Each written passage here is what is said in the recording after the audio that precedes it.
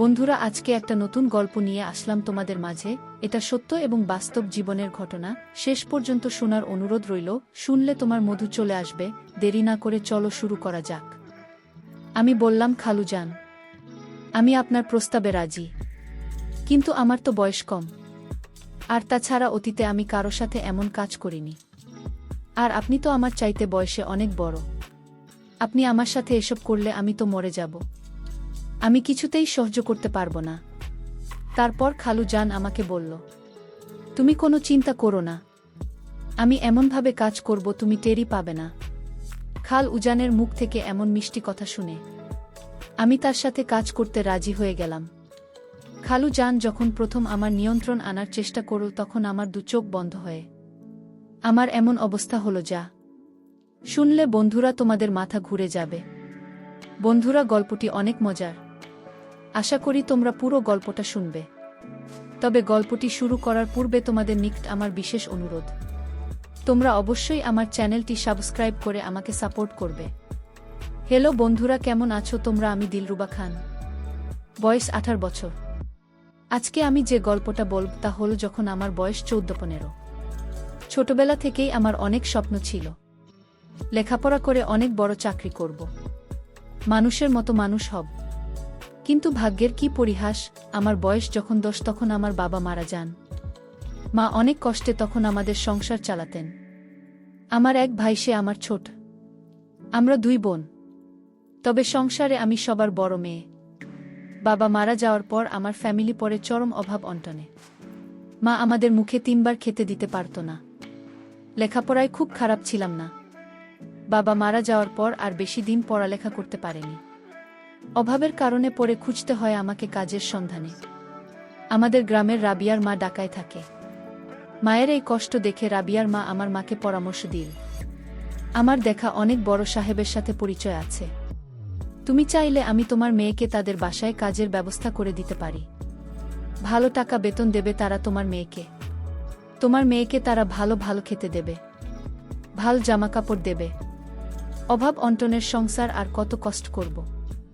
তাই ভেবে মা রাবেয়ার মায়ের প্রস্তাবে সম্মতি দিল। রাবেয়ার মায়ের প্রস্তাব পেয়ে মা আমাকে বড়লোক সাহেবের বাড়িতে কাজের জন্য দিতে রাজি হয়ে গেলাম। মায়ের কষ্ট দেখে আমি অন্যের বাসায় কাজের চাকরিতে যাওয়ার জন্য রাজি হয়ে গেলাম। মা, বাবা, ভাই, বোন সবার মুখে হাসি ফুটাতে অন্যের বাসায় কাজে চাকরি করতে আমি রাজি হয়ে গেলাম। তারপর রাবিয়ার মা ঢাকায় সাহেবের সাথে মোবাইল ফোনে কথা বলে দেখল তাদের কোনো কাজে লাগবে কিনা। সাহেব বলল, হ্যাঁ রাবিয়ার মা, আমার ম্যাডাম অসুস্থ, বাসায় রান্না বান্না ঠিকমতো হয় না, ছেলে মেয়েদের খাবার দাবারের খুব অসুবিধা হচ্ছে, একটা কাজের মেয়ে হলে ভালোই হয়। রাবেয়ার মা সাহেবের সাথে ফোনে কথা বলার পর আমার মাকে বলে যে আমি দিলরুবা খানমের কাজের ব্যবস্থা করে ফেলেছি। এখন তোমরা যদি রাজি থাকে তাহলে আমি আগামী শুক্রবার দিলরুবাকে নিয়ে ঢাকা চলে যাবে। তার কাজ দেখে যদি সাহেব পছন্দ করে তাহলে তাকে সাহেব ভালো টাকা বেতন দেবে, ভালো ভালো খেতে দেবে। অবশেষে আমার মা রাবিয়ার মার সাথে ঢাকায় বড়লোক সাহেবের বাসায় কাজের জন্য নিয়ে যেতে দিল। বাড়ি থেকে জীবনের প্রথম ঢাকায় আসলাম। বাড়ির মানুষের স্মৃতি, মা বাবা স্মৃতির কথা স্মরণ করে গাড়িতে বসে অনেক কান্না করলাম। অবশেষে রাবিয়ার মা আমার ঢাকায় একটি বড় বিল্ডিং এর 6 তলায় আমাকে নিয়ে এল সাহেবের বাসায়। রাবিয়ার মা সাহেবকে আমায় দেখে বলল, হ্যালো বাবু, এই দেখুন আপনার বাসায় কাজের মেয়ে নিয়ে এসেছি। মেয়েটি বেশ চঞ্চল, রান্না বান্না থেকে শুরু করে থালা বাসন মাজা সব কাজ পারে। তারপর হ্যালো বাবু আমার দিকে চেয়ে আমাকে খুব ভালো করে দেখল। হ্যালো বাবু, লোকটা অনেক সুন্দর, হ্যান্ডসাম। প্রথম দিনের আমার দিকে কেমন করে যেন চেয়ে রইলেন। তার চাচা দেখে মনে হচ্ছিল অন্য কিছু মতলব আছে লোকটা। আমাকে জিজ্ঞেস করল, কি নাম তোমার? আমি বললাম, স্যার আমার নাম দিলরুবা। তারপর সাহেব আমাকে বলল, বাহ বাহ, বেশ সুন্দর নাম তোমার। তা তুমি কি পারো? আমি বললাম, রান্না বান্না খুব ভালোভাবে পারি স্যার। তখন সাহেব আমাকে বলল, দিলরুবা তুমি আমাকে স্যার বলবেন না, আমাকে খালুজান বলে ডাকবে। আমি বললাম, আচ্ছা ঠিক আছে। তারপর রাবিয়ার মা আমাকে খাল উজানের বাসায় রেখে চলে আসেন। খালুজান একটি কোম্পানির বড় পোস্টে চাকরি করে। শুক্রবার তার সাপ্তাহিক ছুটি। আমি প্রথম দিন থেকেই তাদের বাসায় কাজ শুরু করে দেয়। প্রথম দিন তার আমার কাজ দেখে অনেক খুশি হলেন। খালু জান আমার কাজ দেখে অনেক প্রশংসা করলেন। পরের দিন খালু জান আমার জন্য কিছু ভালো ভালো জামাকাপড় মার্কেট থেকে কিনে আসলেন। আমি এরকম জামাকাপড় আর কোনোদিন পরি নাই। মনে হচ্ছিল বেশ ছোট ছোট জামাকাপড়। আমি বললাম, খালু জান, এরকম ধরনের ছোট ছোট জামাকাপড় আমি পরতে পারবো না, আমার লজ্জা লাগে। আমি গ্রামে থেকে বড় হয়েছি, গ্রামে বড় বড় জামাকাপড় পরেছি, তাই এরকম ধরনের জামাকাপড় পরলে আমার কাছে কেমন কেমন জানি লাগে। খালু জান বলল, আরে মা, একটু স্মার্ট হওয়ার চেষ্টা করো। তুমি আমার বাসায় থাকো, আমার বাসার কাজের মেয়েরাও আমার মেয়ের মতোই, তাই তোমাকে আরও স্মার্ট এবং সুন্দর হয়ে থাকতে হবে। সবসময় পরিষ্কার পরিচ্ছন্ন হয়ে থাকতে হবে। আমি পরিষ্কার পরিচ্ছন্ন এবং স্মার্টনেসকে পছন্দ করি। আর শোনো দিলরুবা, আমার বাসায় প্রতিদিন ভালো ভালো গেস্ট আসে, উচ্চমানের গেস্ট। তাদের সামনে তুমি সবসময় সাজগোজ করে থাকবে, কারণ তোমাকে তো আমরা কাজের মেয়ে মনে করি নাই, তোমাকে আমরা নিজের মেয়ের মতোই মনে করি। ঠিক আছে মা, আমি বললাম, আচ্ছা খালু জান। তারপর খালু জান আমাকে বলল, যাও দিলরুবা, মা, তুমি জামাকাপড়গুলো পরে আসো, আমি তোমাকে দেখব, তোমাকে কেমন লাগে এই জামা কাপড়গুলো আমার অনেক পছন্দের কিনা। তারপর আমি খালু জানের কথা রক্ষা করতে আমি এই ছোট ছোট জামা কাপড়গুলো পরে নিলাম, এবং আমার কাছে খুব ভালো লেগেছিল, কারণ এরকম ধরনের দামি আর নতুন জামা কাপড় আমি কখনো কিনাই। জামা কাপড়গুলো পরে যখন খালু জানের সামনে আসলাম, তখন খালু জান আমার দিকে এমনভাবে তাকাল, মনে হল যেন খাল উজানের চোখে আমি এক স্বপ্ন, সত্যি স্বপ্নের অপ্সরা। তারপর খালু জানেন এমন চা দেখে আমি বললাম, খালু জান, আপনি আমার দিকে এমনভাবে তাকিয়ে আছেন কেন? আমাকে কি আপনি নতুন দেখছেন নাকি? তারপর খালু জান বলল, না মা, তোমাকে নতুন দেখছি না, দেখছি তোমাকে কত সুন্দর লাগছে। তুমি কত সুন্দর একটা মেয়ে। তুমি যদি পড়ালেখা করতে পারতে, তাহলে ভবিষ্যতে বড় কিছু হতে পারতে। আমি বললাম, খালু জান, আমার পড়ালেখার খুব ইচ্ছে ছিল, আমি ভবিষ্যতে পড়ালেখা করে বড় কিছু হওয়ার স্বপ্ন ছিল, কিন্তু হঠাৎ করে আমার বাবা মারা যাওয়ায় আমার স্বপ্ন দুঃস্বপ্ন হয়ে গেল। তারপর খালু জান আমাকে বলল, আচ্ছা দিলরুবা, তুমি কি পড়ালেখা করবে? আমি যদি তোমাকে স্কুলে ভর্তি করে দিই, আমার ভাষা টুকিটাকি কাজ যেগুলো করবে, আর বাকি অবসর সময় পড়ালেখা করবে, পারবে তো সব কিছু সামলাতে? আমি বললাম, খাজাঞ্চি, অবশ্যই পারব, আপনি যদি আমাকে একটু হেল্প করেন। প্রথম প্রথম খাল উজানকে তো ভালোই মনে হলো। কিছুক্ষণ ভেবে আমি আরও বললাম, খালু জান, পড়ালেখা করলে তো অনেক টাকা লাগবে, আমি এত টাকা পাব কোথায়? খালু জান বল, দিলরুবা, তুমি টাকার চিন্তা করো না, আমি তোমাকে সব কিছু দিব, তুমি শুধু আমাকে একটু একটু বলেই। খালু জান থেমে গেলাম। আমি বললাম, খালু জান একটু কি? তারপর খালু জান চুপসে গেল। খালু জান কি যেন ভাবতে লাগল, মনে মনে অনেক ভেবে হঠাৎ করে কোনো এক কাজের কথা বলে চলে গেল। আমি বুঝতে পারলাম না খালু জান একটু দাঁড়াও আমাকে কি বোঝাতে চেয়েছিল।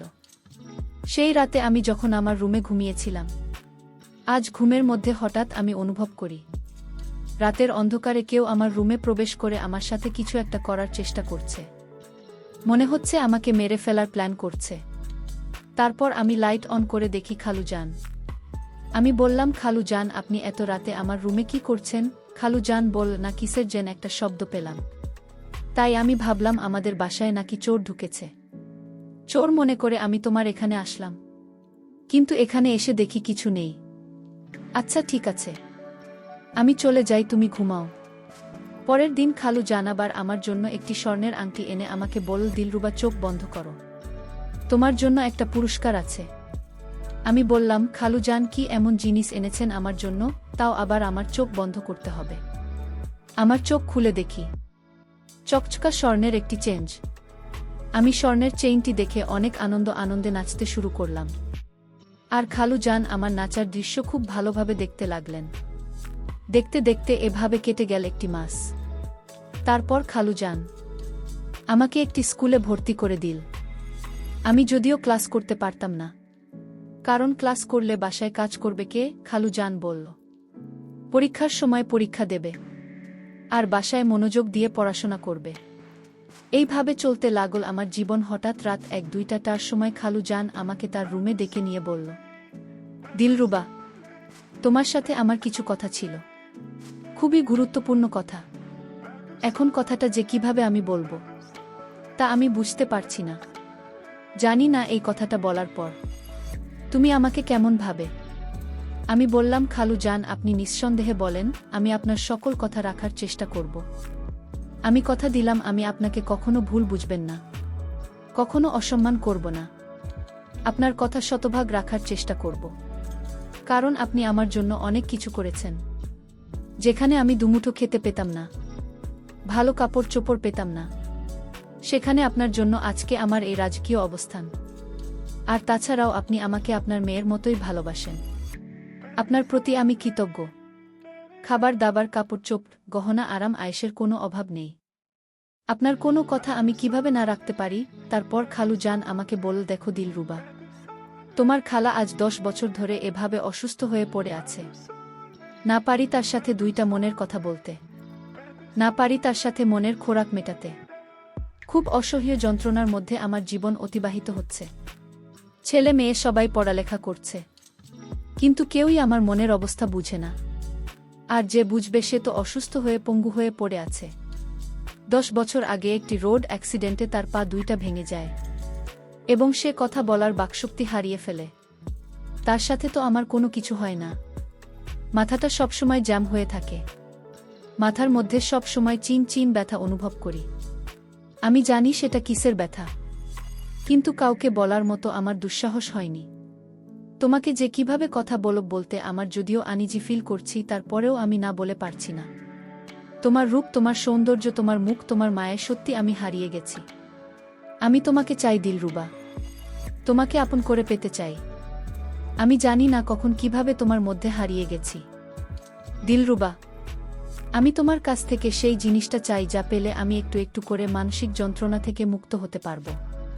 তোমার কাছ থেকে একটু ভিন্ন কিছু চাই, একটু ভিন্ন কিছু চাই। তুমি যদি আমাকে একটু দয়া করো, বিনিময়ের জন্য তুমি আমার কাছে যা চাও আমি তাই দিব। সাহেবের মুখ থেকে এমন কথা শুনে আমি হতবাক হয়ে গেলাম আর বললাম, খালু জান, আপনি যা চেয়েছেন তা কিভাবে সম্ভব? আমি তো আপনার তুলনায় অনেক ছোট একটা মেয়ে, আপনার মেয়ের মতোই। তারপরেও আপনার যদি ইচ্ছা হয় তাহলে আমার কোনো আপত্তি নেই, কারণ আমি আপনার কাছে কৃতজ্ঞ। আমার কথা শুনে খালু জান আমাকে বলল, মেয়ের মতো? কিন্তু মেয়ে তো নয়।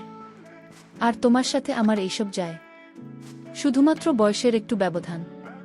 প্লিজ দিলরুবা, আমাকে আমার মানসিক যন্ত্রণা থেকে একটু মুক্তি দাও। তারপর আমি মনে মনে ভাবতে লাগলাম, আমার এই রাজকীয় জীবন, আরাম আয়েশ, কাপড় চোপড়, থাকা খাওয়া, গহনা, রাজকীয় চলাফেরা, সব কিছুতেই এখন আমি খুব শান্তিতে আছি। কারণ অভাব কি জিনিসটা আমি হারে হারে টের পেয়ে এসেছি বাবার মৃত্যুর পর। তাই মনে মনে ভাবতে লাগলাম, যদি খাল উজানের প্রস্তাবে আমি রাজি না হই, তাহলে তো আমার সবকিছু বন্ধ হয়ে যাবে। আবার আমাকে কষ্ট করতে হবে, না খেয়ে থাকতে হবে। তার চেয়ে বরং আমি রাজি হয়ে যাই।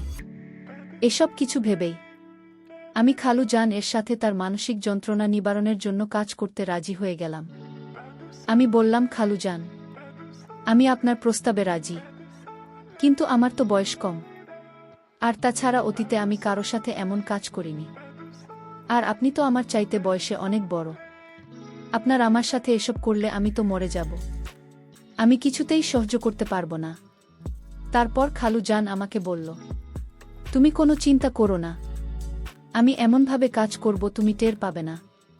খালু জনের মুখ থেকে এমন মিষ্টি কথা শুনে আমি তার সাথে কাজ করতে রাজি হয়ে গেলাম। খালু জান যখন প্রথম আমার উপর নিয়ন্ত্রণ আনার চেষ্টা করল, তখন আমার 2 চোখ বন্ধ হয়ে গেল। আমি খুব কাঁদতে শুরু করলাম আর খালু জনকে বললাম একটু সহনশীল হওয়ার জন্য।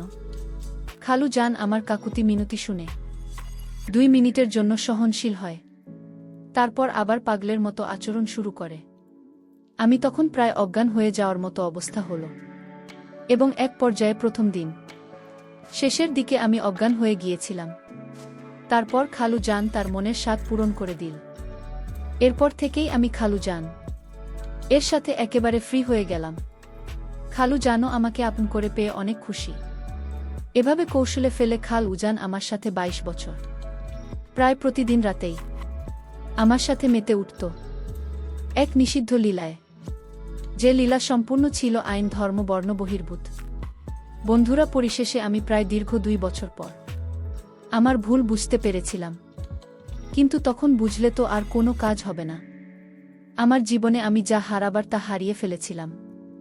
আমি তাকে অনেক বিশ্বাস করেছিলাম, আর সে বিশ্বাসের ফলেই সে আমাকে এক প্রকার ইমোশনাল ব্ল্যাকমেইল করে। আমার জীবনের সবচেয়ে দামি সম্পদ তাকে কেড়ে নিয়েছিল। তারপর বন্ধুরা, ওইখান থেকে আমি একেবারেই কাজ ছেড়ে চলে আসলাম। অতীতের কথা চিন্তা হলে আমার মনে খুব কষ্ট হয়, খুব। অতীতের সেই বেদনাদায়ক দৃশ্যগুলো আমাকে খুব পীড়া দেয়। প্রিয় বন্ধুরা, পরিশেষে তোমাদেরকে আমি একটি কথাই বলবো। তোমাদের চলার পথে তোমাদের অনেক লোকের সাথে বিভিন্ন ধরনের সম্পর্ক হতে পারে, কিন্তু কাউকে তোমরা মন থেকে বিশ্বাস করে তাদের মিষ্টি মিষ্টি কথায় এমন কিছু দিও না যার জন্য তোমাদের সারাটি জীবন অনুশোচনা করতে হয়। আর সবাইকে অন্ধের মতো বিশ্বাস করা ঠিক না।